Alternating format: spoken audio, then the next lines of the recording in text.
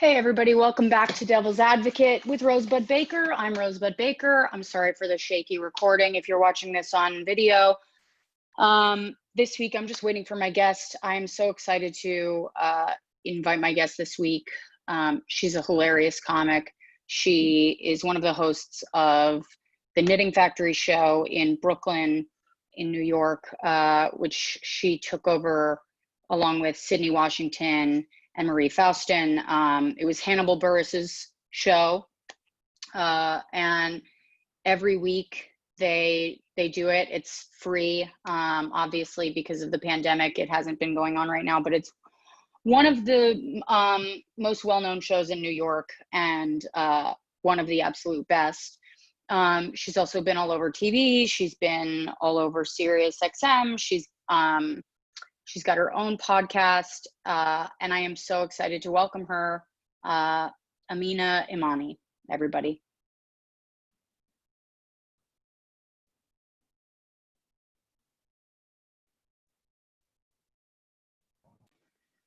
Okay, all right. She thinks she's ready. Ladies and gentlemen,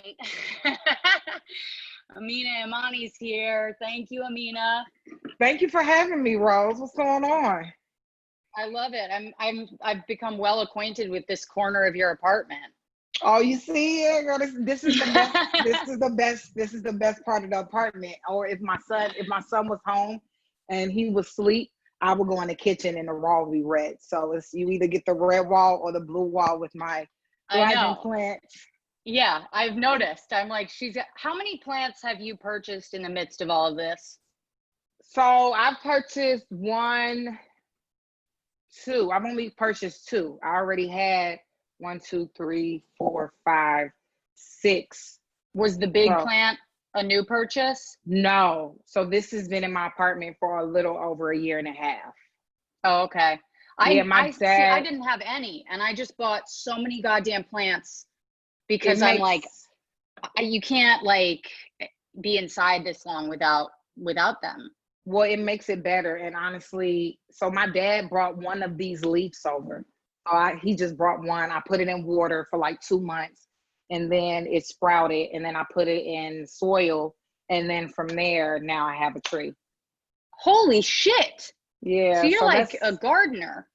Well, I earned my green thumb, of course, but now it's just good to see something from, like, you could visually see the growth. So that's good. Yeah. And then I still have flowers here for my birthday. My birthday was like over 2 weeks ago. So I think having plants makes it even a better environment for flowers that I think you usually have like for a week or so. Yeah. Yeah. Because there's more oxygen. Yeah, they're still here blooming. So I have them here. I gave it some more water this morning, and I'm like, okay, well, I guess that's a good sign. Yeah. It's a good sign of energy. I feel better for like 2 seconds. This is where we're at. We're like, let's just focus on the plant growth. Yeah. At least there's growth in my own apartment. At least something is thriving. Something is thriving. It might not be me. I'm a little jealous. I'm a little concerned, but I'm gonna let the plants do its thing. Maybe it's their time right now. I gotta relax. It's the plants' time. This is the plants' year. Yeah, this because it's so like mine. It really ain't. It's not. Dude, really I feel like anybody who's alive has a birthday. I don't think they should have to celebrate it this year. I wish I didn't have a birthday this year. I feel like this year should be wiped off the calendar, and we should just start over next year, and we can just like get next year can be our year. When my birthday came, I had anxiety. I was nervous because Mother's Day came, and I was like, I didn't want to be bothered. So Mother's Day, like, people was calling and texting, and I was just kind of like hiding under my cover because I was just like, it doesn't feel like anything to celebrate. And so when my birthday was fastly approaching right after, I was like, dang, I hope I don't feel the way I felt on Mother's Day, because it's like, it's a lot. And then fortunately, on the day of my birthday, everything was just like kind of cool and busy. And then the next day is when I was like, don't bother me. And I was back under my covers and reality set in. So yeah, I don't know. how crazy is it that you that your birthday was happening when things were good? Right. Right. I didn't even know those were my better days. Had I known, I should have probably taken more advantage, because I'm telling you, these past, like this week alone, this week was like last week, the weekend, and then a few days at the top of this week, I was just like, Yeah. what else? Yeah. What else? It was just, Yeah. it was like, what else? And then also, like, I just wish I had more to give as a person. I'm used to being a giver. So like prior to the pandemic and the stay-at-home order, I was just like, I was always like, I'm a giver. I'm there for my friends. I'm there for my family. I'm Yeah. there for, and I literally, I've been depleted. I have like nothing to give. So that's been a transition in itself, to see my role as like, usually, I'm the person you can call. What's up? What do you need? I got you. Let's go. And I'm like, I know, no. Yeah. Yeah. I feel like I was talking this morning to my therapist, and I was like, I don't know how this is possible, but I feel claustrophobic in my country. Like Mhm. there's nowhere that I could go to escape this feeling of like nothing nothing will get better, nothing will, you know what I mean? Yeah. Like this feeling of like, and Well, I even think as that's I'm, the whole idea and the purpose. I think it is something that we just have to sit in. We have to face, and we yeah, have to deal with. I mean, no one wants to. I mean, I'm drained. I'm tired. I'm exhausted. I feel like, what the fuck? But like I in your think bone, that's I'm the, in my bones tired. Like, yeah.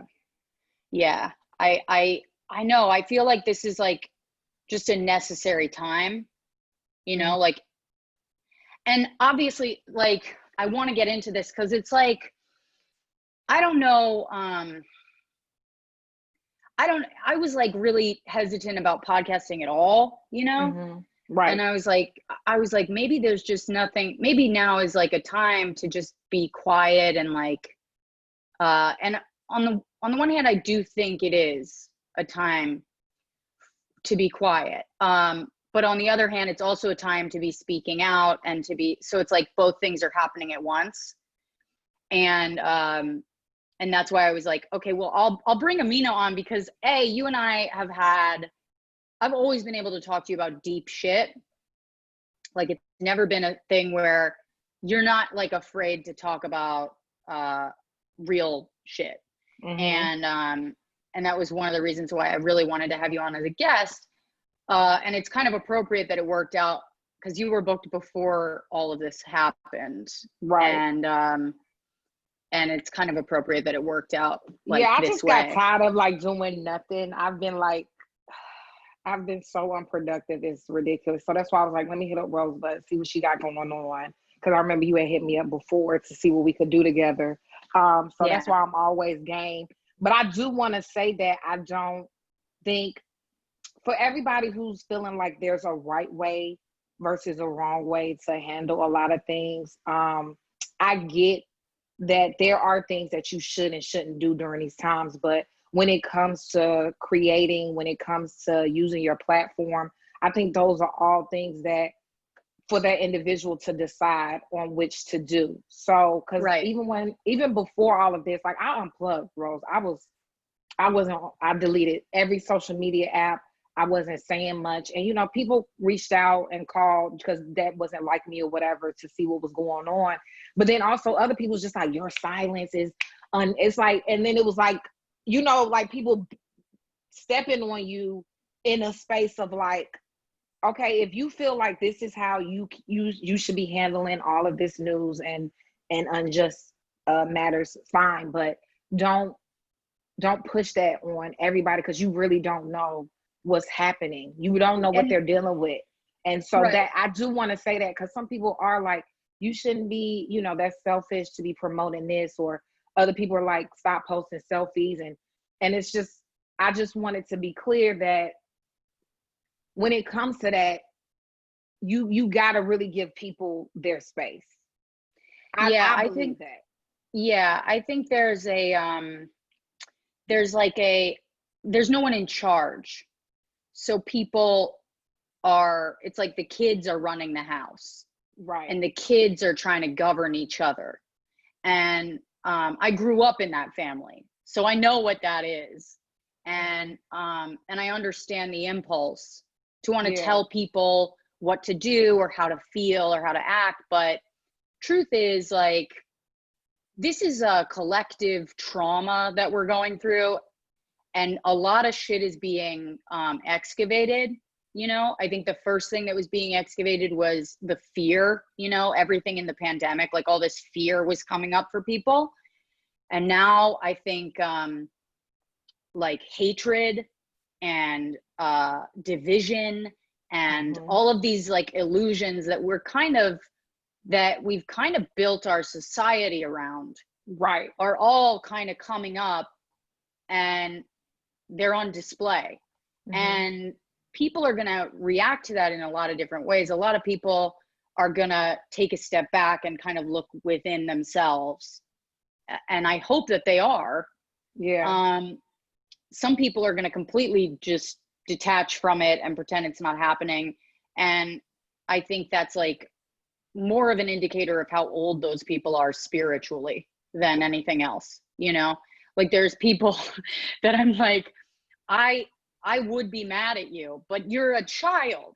Like, right. Like mentally, spiritually. Well, that's the thing. I think ultimately the focus should be on what you are doing individually. And if it aligns, especially with productivity and the fact of things getting better, definitely do that. And but don't shame someone else for not taking on that feat. And so that's the part that I was just like getting overwhelmed with, because it was just like, this is a lot. Like I thought I was more resilient than a lot of things. So I'm already judging myself. I don't need someone else's judgment on top of my own judgment that I'm dealing with and going through. So exactly. I want that part to be clear. And there are a lot of ways, like I don't have to say I'm protesting. I don't have to say I'm donating money. I don't have to say to encourage other people. Yes, some people are doing that, and that's great, because some people is monkey see, monkey do, and that's amazing. But just don't throw that on everybody's case as if it's something that has to happen. Right. And also, just because someone isn't posting about they're donating, or they're not posting that they're protesting, doesn't mean that they're not. Like, I know that we literally live online right now because... And that's what I hate the most about this entire situation. Yeah. Like prior to the pandemic, it was like, how can I not be online more? And then now it's like, no, this is, you know, it's almost like, this is your value, this is your work, this is your word, this is what we have to, where's your presence? Like I got a message even on my birthday, it was like, you need to engage more with your followers. It was just like I hate everybody. Shut up. Shut up. Shut right. up. I was like, I was thinking today, because I was online and I was like going through my sister's social medias, and like I love my sister, and she is she's doing a lot of this like online social justice work, right? Where she's like posting, but then, you know, I also am like, you're not in New York, you're not here, you don't like, and so that's not a judgment call or anything like that. It's just like, there's this lack of, and I'm seeing this kind of across the board, with other white people anyway, where and I don't mean to say other white people because I include myself, but let me put it this way. Before I could get sober, I had to admit that I was an alcoholic, right? I think before we can eradicate racism, we have to admit and really look at the ways that we are racist. And the ways that we've benefited and the ways that we've been complicit. And I'm not seeing a ton of that. Like, I'm seeing a lot of, you know, bandwagon. people, Yeah, and it's like what they're doing is really good. I'm not discrediting what they're doing. Right. I just hope that the hard look that they're taking at the system, they are also taking at themselves, because that's the part that none of us really want to do. I don't want to fucking do it. I don't, and even when I sit down to do it, I go, well, how can I do this without, it's been so deeply ingrained that how do I look at something when I'm not even outside of it? Like, and that's like a complicated thing to kind of wrap your head around, but I think that's something that we really need to be doing. And so as much as, like you were saying, it's great that you're out there and you're talking and you're speaking to others about what they should be doing. It's like, okay, but how are you,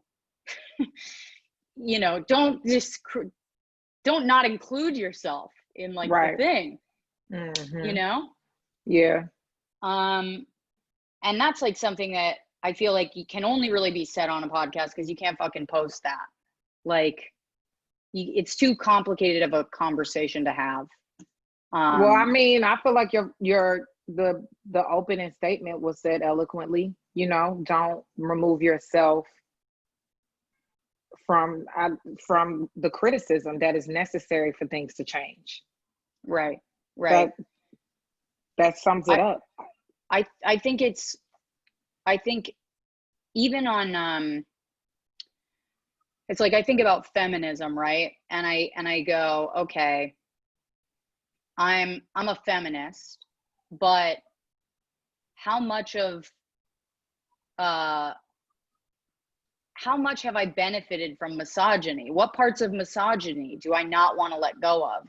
And it's like there's parts of misogyny that like we've benefited from, where it's like, well, we get to play this part of like, I don't know, you know what I mean? And it's like, there's like ways in which we've benefited from that if we don't want to let go of, it's going to keep happening. So it's like, there's this collective responsibility, where each of us has to heal individually to heal as a collective. And I don't know that the whole society is like that we're ready to do that kind of work. I think I think there's people that I know who have been doing work on themselves, hard work on themselves, where it's like, and you could see it in their lives were picking up momentum and speed, and their vibrations up, and they're like, shit was happening for them. Yeah. And I think all of that doesn't happen if you're not someone who like works tirelessly to kind of excavate all this shit within yourself already. Yeah. So for those of us who have, this whole thing just feels like a gigantic imposition. Like if you're somebody who works really hard on yourself, I think that this year is going to feel like it was spent in a traffic jam, Yeah. I mean, aside from the hard work, I just feel like sometimes that discussion is a little secondhand, because first and foremost, it's just like, Black Lives Matter, stop killing Black people, period. That's like it. Fuck all the, I get it, the titles and the, and the, yeah, the dictionary, and let's write an essay, but yeah. But also a part of me is just like, I don't understand why all this gotta go down for it to just be as simple as Black Lives Matter. Stop killing Black people, period. That's it. And then we can go and deal with your issues and trauma, and we can, it's like, just stop. Right. That's it. Yeah. And then also when we get to the part where we're celebrating Black people and we're uplifting Black people, it's not a necessarily side eye, like, well, why is this necessary? Why? And it's just like, this is why. Right. This is why. Yeah. This is all we have right now. Y'all, it's like, what else is there to do? Yeah. I think there's like there's definitely like a tendency to be like, well, why is this happening? And you get caught up in that before you're just like, well, just stop it from happening. And then we can get into all the rest of the shit. Yeah. That's how I feel. Yeah. I'm like, okay, yeah, let's chit chat, but first and foremost, right. Just stop. You know, I don't know. We grew up on that. Ass whooping now, discussion later. That's how my mama ran the house. She want coming in like, let's talk about it. And it's like, you know what I'm saying? So that's just how I feel about it. And hopefully, I don't know. I listened to Obama the other day. He did a call to action. That made me feel better, because before I just felt like I would get on social media and everybody's screaming. It just was a lot of screaming. You ever just been in an argument, you don't even hear shit. It's just yelling. Yeah. Dude, that's how when I was felt. watching Obama, I don't know if you relate to this at all, but I was watching him and it was so calm that I just started crying. Like, it was the first time I've like really cried about all of this. Well, you could tell that what we're seeing, what we're witnessing, the uproar and stuff, this is seasoning to the main dish that he's been working on, and other people who are like true activists and dedicating their lives to this kind of movement you could tell this is just, you know, they're sitting back in a sense to where they're looking at us like, oh, now y'all get it. Yeah. When this is something that's just been ongoing, the list of names is endless. You know what I mean? Like, so I think that's where the calm came from. He's just like, I'm glad. I feel like there's a sense of, you know, they're glad that other people are noticing the stuff that they've been fighting for and continuing to fight for some time now. And so that's pretty much what he was saying. He was like, you know, get excited, but also know that my calm comes from years and years and years and years of working. Yeah. But it was also just nice. I think my reaction to it was like it just felt so good to hear an adult talk.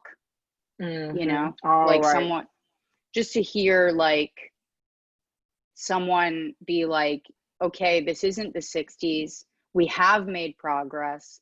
It doesn't have to be fire and brimstone. Like, everyone is talking like they're in a fucking David Mamet play. And like, you know what I mean? I'm like, it can be that we are making progress, and that strides are being made. And this is why everyone's role is necessary, because it wasn't even like he was like, it's this or that. That's what I appreciated most of the conversation. It was like, no, everyone has to play a part. We need politics. We need protests. Stay in these streets. He was like, you know? So it wasn't making anyone feel unnecessary, but also knowing that it is necessary to do something. Yeah. I mean, my man was like, read a book. It was as simple, as simply put as that. Yeah. Educate yourself. Right. Educate yourself. Start there. If you disconnected and you frustrated, or you don't know what to do and what you can and this ain't safe and that ain't safe, read a book. Yeah. How about that? There's a lot. There's a lot there. I mean, there's a lot of information out there. I was cracking up when this first started, and my sister was sharing these like pamphlets on how to not be racist. I mean, I was like, if that's it, whatever, if that's what you got to do, great. But I also, you ever had a job? Like, I remember when I used to work like a regular 9 to 5, and they'll pull you in for like an HR meeting because clearly somebody fucked up, but the whole idea is to make it seem like everybody fucked up because you don't want to single out that person. Right. And you just sit in this meeting like, who don't know these basic ass? Yes. Like, come into work on time. Put your, like, it is basic directions on how to do simple ass shit. And you should just be in a meeting like, why are we here for 2-3 hours going over A, B, C, D, E, F, G, and it's that, and you be surprised. Yeah. Because people And don't know how to A, B, C, D, E, F, G. Like, it's just basic ass shit. yeah, but here's the thing is like, it doesn't even really surprise me, because if I go back, if I really, and I've always had like a diverse group of friends, but it wasn't until stand up that I had like an equal amount of like black to white friends, you know, to Indian, to Asian, to like, you know what I mean? And none of this information found its way to me until then. Like I did not know about, okay, I didn't know that when I'm with one of my black friends, you cannot call the cops. You cannot call the cops. Like, I didn't know that. I didn't know there was like, I was calling the cops on a white woman in my building who was like on meth or something. She was like crazy. And I remember this was like 3 years ago, Seton yelling at me because he was like, you don't do that. And I just didn't know. Like, I was like, but I'm calling them on this white lady. And I just didn't know that it doesn't matter. That could Because turn if into he's something there, it could turn into something horrible, completely different. And I just like, I didn't know. And it's and now I do. But when I look back, I'm like, there was no one in my life to point that out before that. It wasn't like, maybe it wasn't as openly discussed, but I'm positive it was, you know, within at least like other communities. It wasn't discussed to me. Well, and the I didn't reality know. is people are living by a whole different set of rules because they don't have that privilege. That's just the reality of it. And so for a long time, and even continuing on, some people want to make it seem like it's made up or is, you know, not real, but people are actively living. You know how many conversations I'm gonna have to have with my son that aren't gonna make sense, but only make sense because that's just what our lives are. Like, he's in pre-K and they bring the police officers in and they meet them because they're pillars of our community and they're respectful and we're supposed to. But then I got to have a whole nother different conversation. Like, my sister called me today, like, hey, I want to take him to the protest. And I'm like, heads up. It sounds simple. Take your kid to the protest. It sounds simple, but it's not, because you got to unlearn and erase everything that he just learned in school. Because we have to live by a whole different set of rules. And so now that's going to come with more questions and more confusion for him just because he's black. That's the fucked up part. That's the part that is just like, how am I making this up when my son is he's about to be 6 and I got to teach him that there are two lanes in life. And you got to hop from one lane to the other depending on what fucking situation you in. It's not right. And it's well, it's not right. And it's like, I was looking at this it's like, you think about like a 6-year-old's brain, you know, and it's like, how are they supposed to make sense of anything? How are they supposed to trust? Who are they supposed to trust? They just gonna drag you down with question after question after question after question. And it's like, who's got you're like, I'm trying to tomorrow thinking I'm done, and he's gonna be like, and another thing, and I'm like, God damn it, I just wish. And every question is like a life or death question. So it's like, you don't have time to live your goddamn life because you're busy trying to fucking fix what's broken out there in your house. And it's just like, just on a day-to-day level, how the you fuck should have are heard you my sister when she was like, I was like, just a heads up. I said, you want to take him to a protest? Just a heads up. And then she was like, oh, like, yeah, that's gonna be a conversation. And she was like, all right, well, I'll take a nap and sleep on it and see how I'm gonna move forward. But I just had to warn her that it's things are just not that simple. And they should be. I was looking at this, there was a video of, I don't know if you saw it, Matt Richards posted it, of this little girl. It was like circulating. It was this little girl Oh, at the protest, like chanting "No justice, no peace." And I watched it, and it like, part of me was like so like proud of her, and then another part of me was like so sad, because I was just like, she's a child. she's a child. And this, like, it's like children, they mimic, what they're seeing, and there's so much like there's so much in her that I'm like, I don't, there's like a little bit of it was Yeah, like watching her already. mimic the anger and the frustration and the heartache that was, that was around her, and that is around her. And I just like, I just got so sad watching that. Yeah.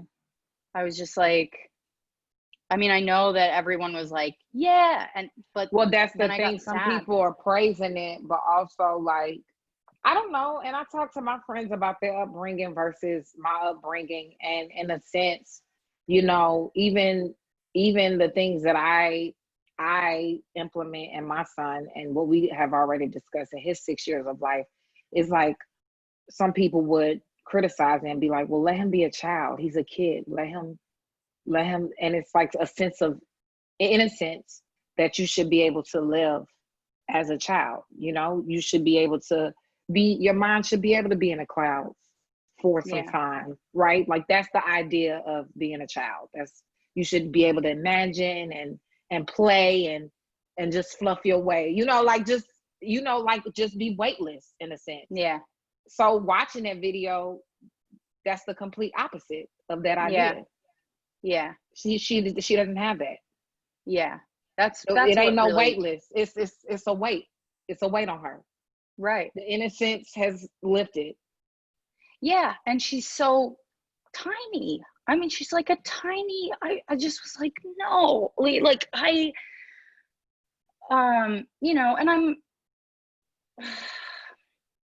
it's it's a it's a weird feel. It's like there's a disconnect, even because I'm watching this and I'm heartbroken, and then I'm watching it as a white woman, and I'm like, there's like, you try to look at that and see it for what it really is, and then it goes back on you, and you go, how do I look at myself without hating myself?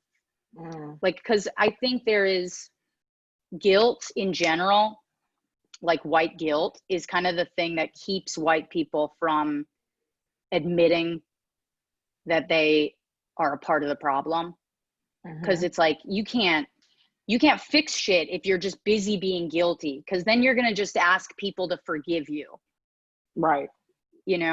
And it's like, you don't get to ask for forgiveness. You have to like own your part in it. Yeah, you And can't ask for you can't be asking for the okay. You can't be asking for a class. You can't be asking for a test validation. Like yeah, all of that is are things that you can't be looking out and doing things for. yeah, Like there's no gratification in trying to feed your white guilt. You know what I mean? yeah, It's just seeing that child should make you want to be a part of the change for her children. yeah, So her yeah, children don't have to protest and scream at the age of 5, stop killing my people. yeah. Fuck yeah. So It's how many how many texts did you get this week? oh my God. I was like, and they felt so awkward. And I was just like, it took me days to respond. Because I was just like, Yeah. what the fuck is this? This is the dumbest. But then I was like, you know what? I do, and I have to work on this as well. You have to allow people to try. I feel like we're in a place where it's almost like we don't want to humanize human things, but fucking up it's a human thing. Like, not being perfect is a human thing. So it wouldn't be right for me to be like, get the fuck out of here, get off my phone, when at least these people are just trying. Yeah. They're trying. Right. So I have gotten some unsolicited random messages of just like, hey, how's the city? I'm just thinking of you, like those type of things. And I'm like, yeah. Yeah. But Yeah. I'm not gonna be the one to knock anybody for trying to be better, do better, or fuck up and learn, or that, Yeah. So I responded to everybody. I reached back out. I don't know if I was as gracious as I possibly could have been, but I did respond and say thank you, and I didn't make them feel bad for reaching out. That's nice of you. It's one of those I had texts from other white friends being like, should I text so and so and ask how they're doing? And I didn't know what to tell them, but I was like, if it doesn't feel like you're doing it so that you don't feel as bad, right, then it's okay. I was like, but if you're doing it because you feel bad, that's a no. yeah, right. Like, genuinely reach out and check on people. I have friends who their friends sent them money and sent flowers and sent. I can't tell people what to do with their concerns. I don't have those. You're answers. Like, all I can do is tell people to send me money. No. I haven't even done that. I'm just saying that if that's it's kind of like it's like, I don't know. Like, I don't be knowing what to do, So I can't say X, Y, and Z is definite. I just know that Black Lives Matter, stop killing us. That's where you can start. Yeah. That's where you can start. Everything else, you got to work that out with your friends and figure out what. Yeah. But if somebody's genuinely texting to check on you, whether you receive it or not, that's it. It can be perceived as like anything else, in my opinion. Yeah. I put so normally at the end of my podcast, I do like a segment where I people ask for bad advice. And I offer them bad advice. But this week, send all your Black friends memos and cash apps. Take that stimulus money. Take your stimulus check, disperse it between your Black friends. And take all the money that you have and give it to Black people. That's exactly. We my other podcast is doing that with our Patreon. Okay. And we're like that was like the thing that we could think to do, because we were like, who wants to hear our two white faces just like on our couch in Manhattan? You know what I mean? And I just thought, okay, well, this will at least like kind of let people know what we're doing for the cause. Hopefully it'll help, hopefully it'll inspire other people to do it. I don't know. I don't know how to solve this. I don't think anybody knows how to solve it. Well, my friend told me that her friend was like, are you protesting? And then her friend was like, no, I'm letting white people do that. So yeah. Who knows? I know. Hey, it's like, don't take the trash out somewhere. I don't know. There's a lot of different ways to do it. You'll find a way to do it, I think one thing that's really great is the fact that all three officers have been charged. The main guy, what's his name? Fucking Derek or something. I don't know. But his charges were upped to second degree murder. Okay. And and I believe it was, I forget what state it was, but one state defunded their police force by, I think it was $50 million. Wow. Yeah, I didn't even know how much went into police forces. I was shocked to even know those numbers. They're pouring more money into police than education. Yeah. It's crazy. Like, okay. I'm like, what are you guys that fucking scared of people? Like, but what? I guess that's the good, you know, even though it's nothing really good about a life being taken away, but it's not in vain because we're learning so much more. And I think action from here on out would go in a different route now that we do know these things. So yeah. all I can do is just hope for the best. Like every day I wake up and it's been a struggle. I know I'm going to be all right. I tell myself I know I'm going to be all right. And then this is where I have to sit in it. And it's not going to be comfortable. And you have to deal with it. So for everyone who's looking for a comfortable position, I just don't think that's an option right now. Yeah.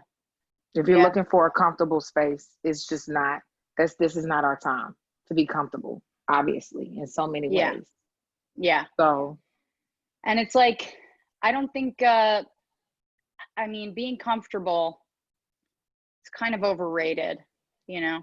Like, I can't think of a single time in my life where I actually like grew as a person while I was comfortable. There you go.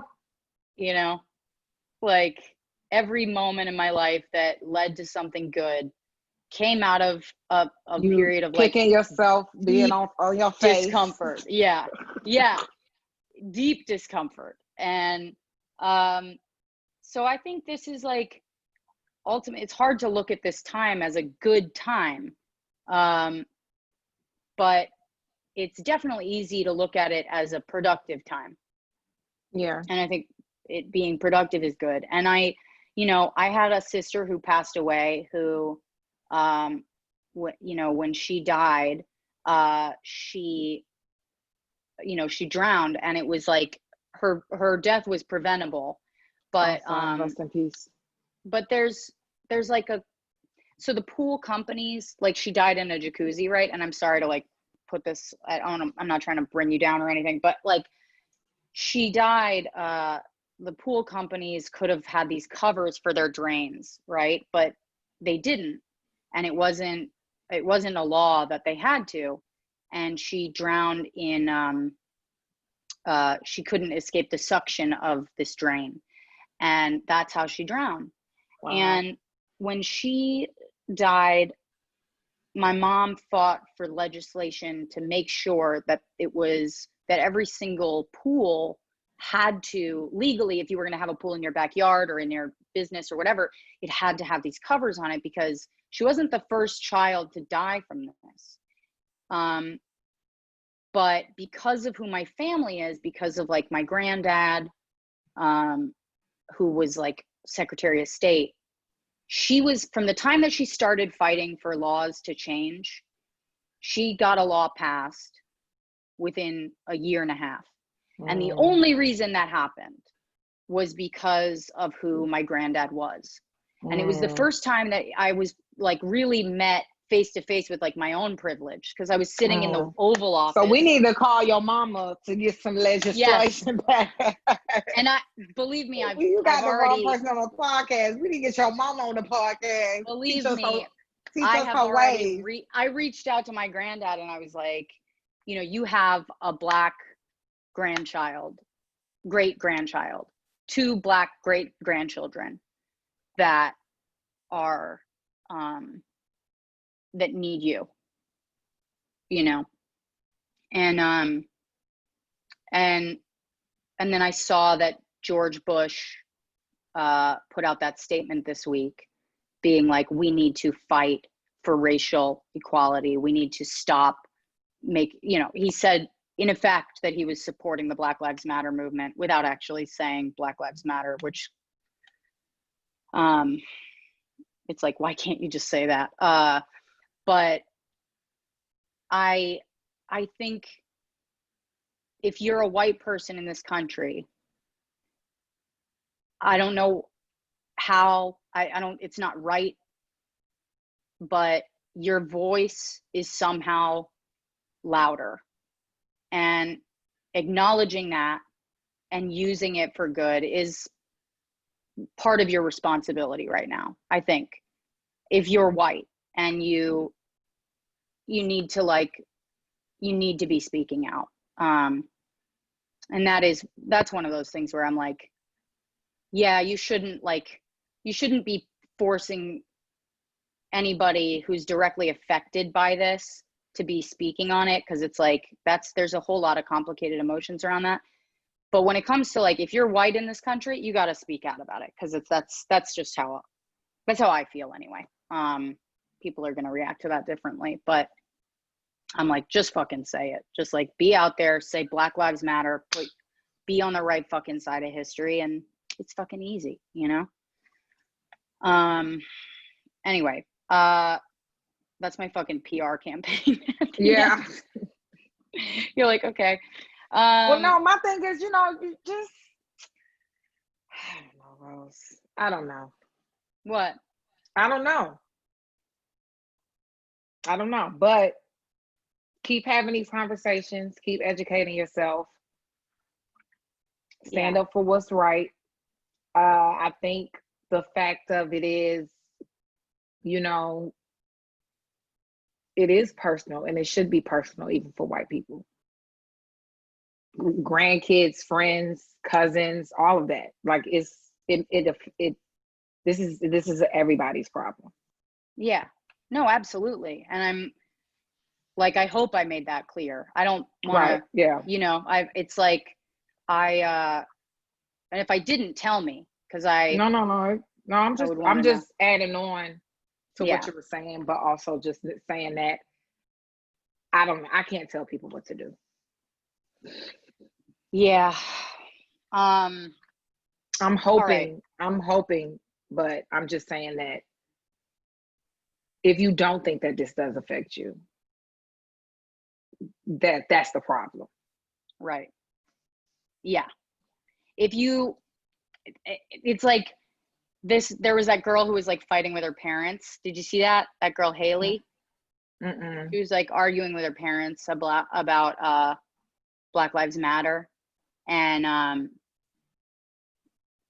she's everybody's like being like, she's a hero, good for you, go Haley. And it's like, it's good, it's great that she was like trying to have that discussion with her parents. But there was another video that came out which was saying like Haley doesn't exist outside of this issue.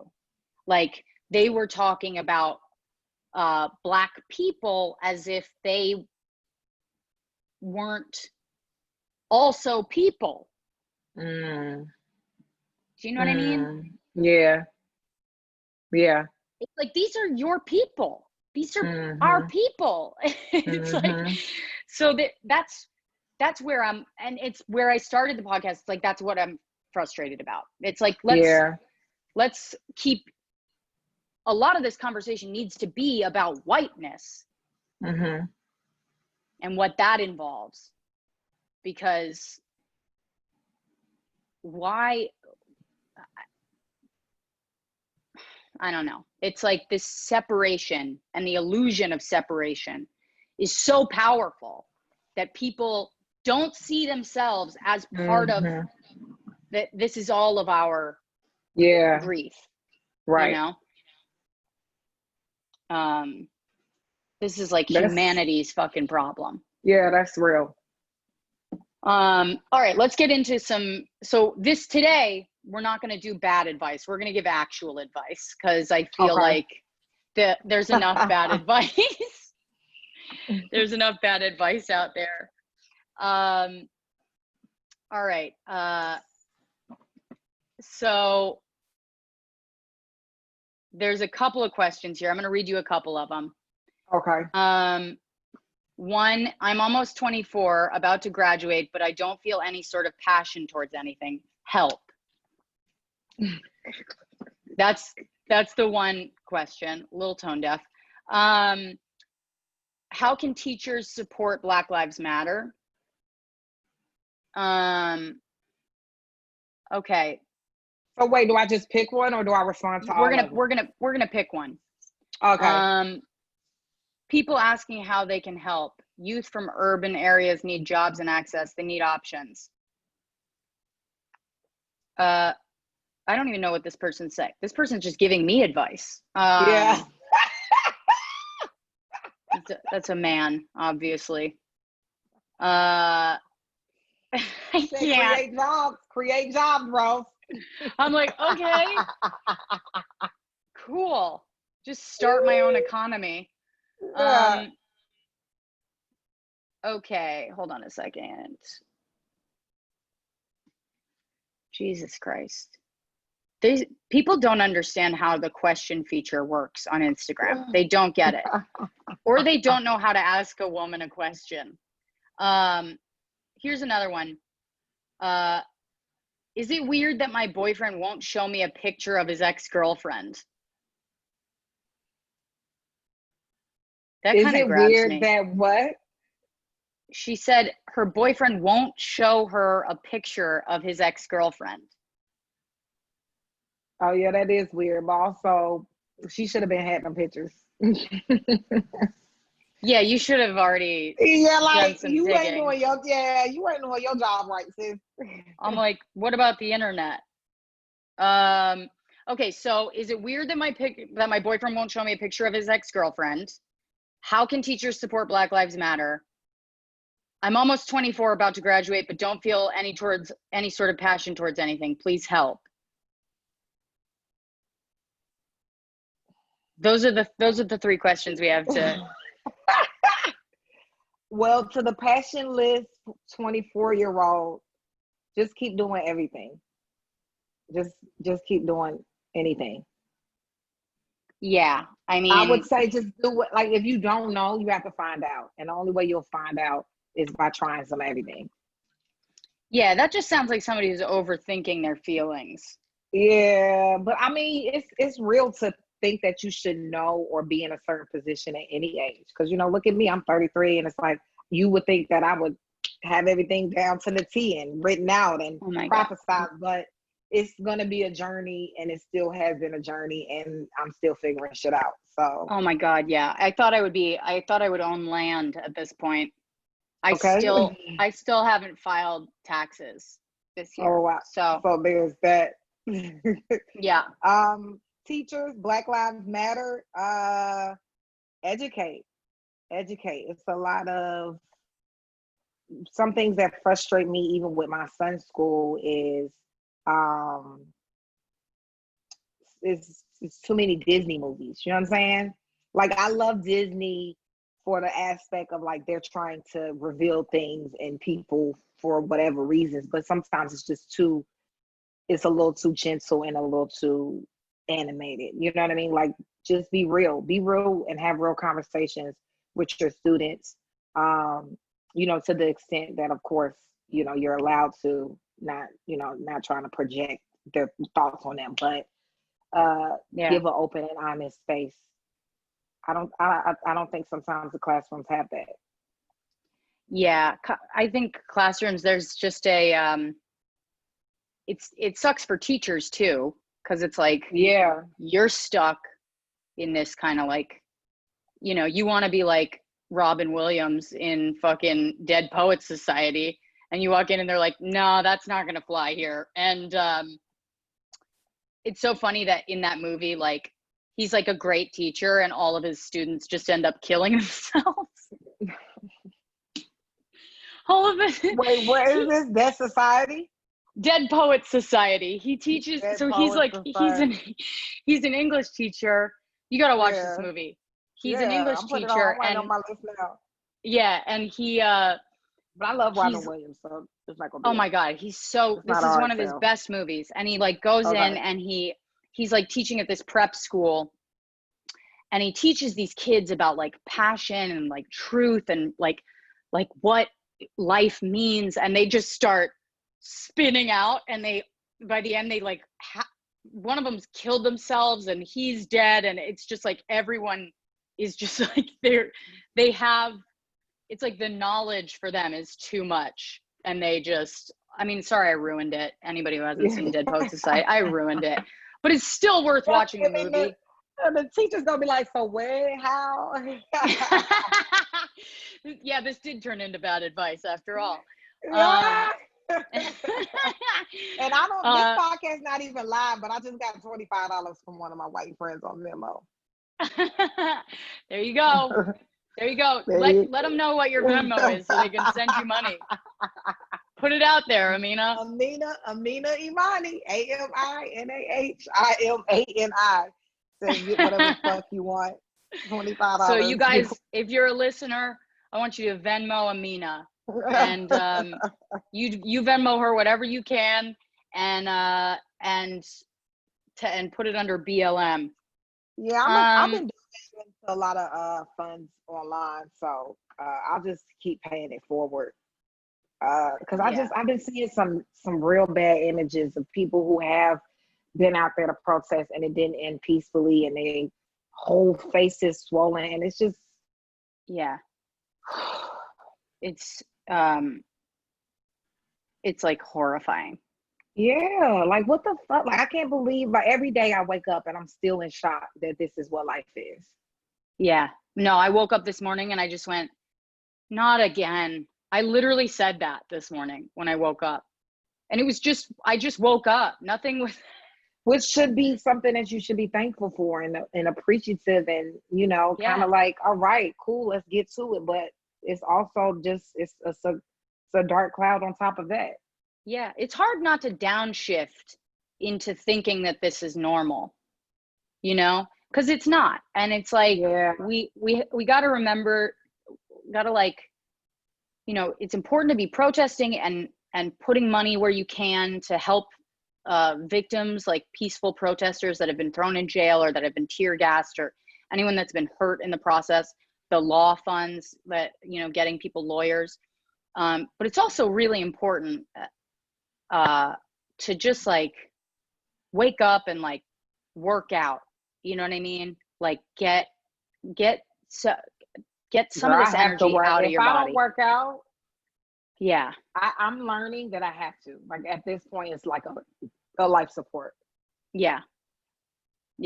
So, I want to do your sister's class.